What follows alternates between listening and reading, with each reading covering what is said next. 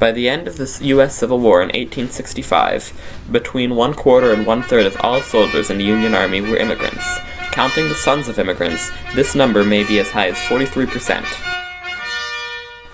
These men were Irish, German, Scottish, Italian, French, Polish, and Scandinavian.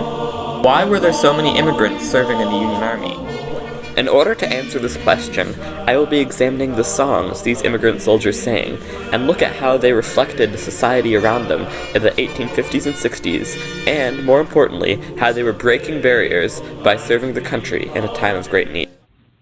Well, American immigration it looks different than it does today because it was mostly from Europe. Immigrant groups that people in the mid-19th century talked about the most were the Germans and the Irish. Then raise the harp of Erin, boys, the flag we all revere. We'll fight and fall beneath its folds like Irish volunteers. The 1860 census recorded 1.5 million Irish-born Americans, making them by far the largest immigrant group. A majority of the Irish living in the United States at the time immigrated in the late 1840s and early 1850s, following the potato famine in Ireland. They came to the U.S. seeking better economic opportunities and political freedom, as expressed in the song The Opinions of Paddy McGee. He talked of America's freedom and glory. Begorra, says I, that's the country for me. So to end the long story, I've come now before ye to give the opinions of Paddy McGee. When Ireland was leading and famine was feeding and thousands were dying for something to eat, 'twas America's daughters that sent o'er the waters the ships that were loaded with corn and wheat. And Irishmen sure will forever remember the vessels that carried the flag of the free, and the land that befriended they'll die to defend it, and that's the opinions of Paddy McGee. Yeah, I mean, at the beginning of the Civil War and that era, the Irish were kind of seen as America's first immigration problem, really. They were poor, they did the worst work, they could be rowdy, created a lot of social problems, lived in the worst neighborhoods. But then because they spoke English, or most of them spoke English, they're very active in politics, which makes them even more problematic for many native-born Americans. Anti-Irish sentiments abounded, and the Irish were often depicted as ape-like, subhuman creatures. Moreover, in largely Protestant America, their Catholicism was viewed with some suspicion. The Irish were perceived as being a kind of racial other. They were seen as being inferior because of their kind of genetic or kind of racialized qualities. Despite their poor treatment in the United States, the Irish still turned out disproportionately to fight for the Union Army. It is estimated that over 200,000 Irish-born immigrants enlisted in the course of the Civil War. Many of the Irish served in organizations like militias or volunteer fire departments, and so many of those organizations directly converted into military regiments. In Indiana, the 35th Infantry, or 1st Irish, was an example of one of these regiments. So why did so many Irish enlist? Well, part of it was, major recruitment efforts. And the endorsement, basically, of their church, of their political leaders, of the ethnic press. Famously, the Boston Pilot, the most premier Irish Catholic newspaper in America at the time, which is a big critic of nativists, big critic of the Republican Party, but its banner was, "Our union, it must be preserved, and the Irish must go fight for this union." And the other thing they did was they often connected the cause of Ireland with the cause of the United States. So that, by fighting for the United States and preserving the United States, you would help free Ireland from Great Britain. The idea of connecting the struggle of the Civil War with the struggle against England is expressed in a Civil War version of the well-known folk song, Whiskey in the Jar, called We'll Fight for Uncle Sam. Until the South comes back again beneath the starry banner. And if John Bull should interfere, he'd suffer for it truly.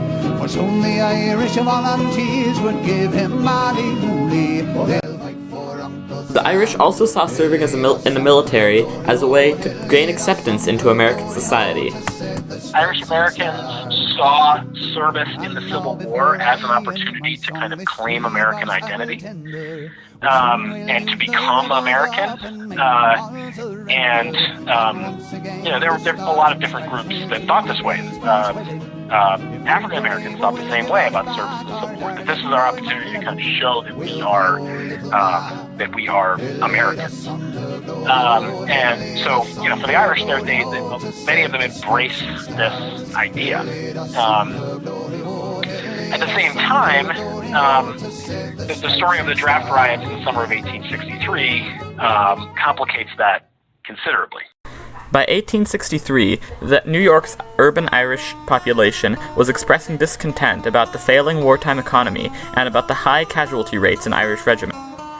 A new draft pushed things over the edge, and many of New York City's inhabitants, particularly the Irish ones, rose up in a series of riots. An 1863 parody of the Civil War song, Father Abraham, called The Song of the Conscripts, expresses this. "We're coming, Father Abraham, 300,000 more. We leave our homes and firesides with bleeding hearts and sore. Since poverty has been our crime, we bow to thy decree. We are the poor and have no wealth to purchase liberty." The general disorder soon turned into directed race riots against the African American community in the city. Between 119 to 120 people were killed, many of them African American.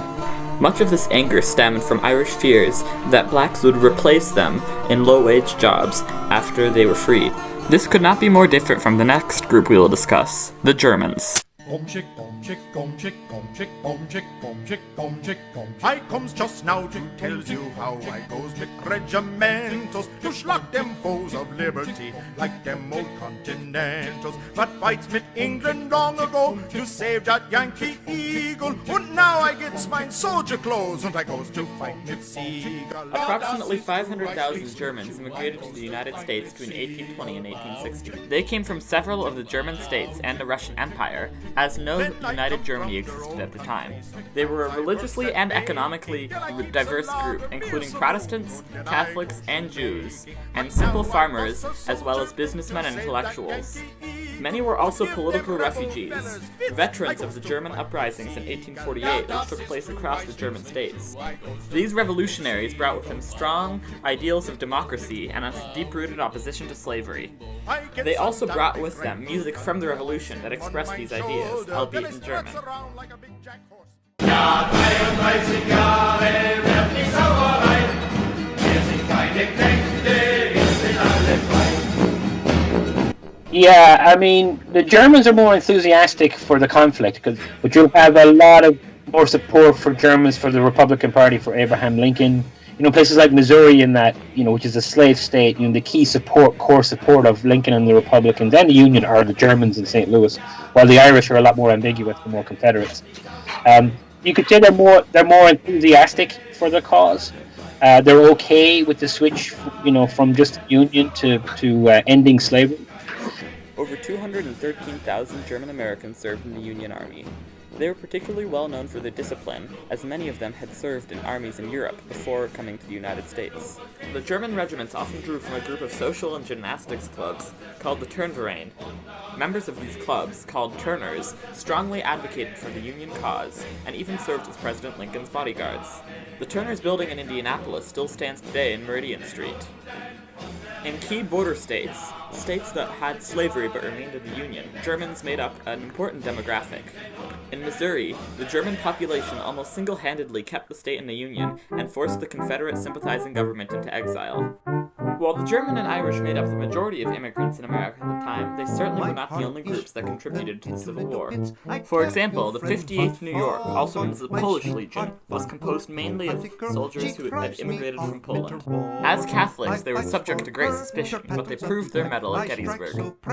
Scottish immigrants from New York also formed the 79th New York Infantry Regiment, known as the Cameron Highlanders.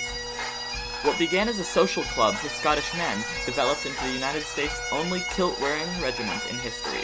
As Protestants from the British Isles, the Scottish were generally better received than other immigrant groups. However, they still experienced discrimination, and had to set out to break barriers by serving in the army. All the immigrant groups participating in the Civil War came in facing great discrimination and difficulties in the United States. However, Through their service in the war, they proved to the country that they were good citizens and broke barriers in gaining acceptance to American society.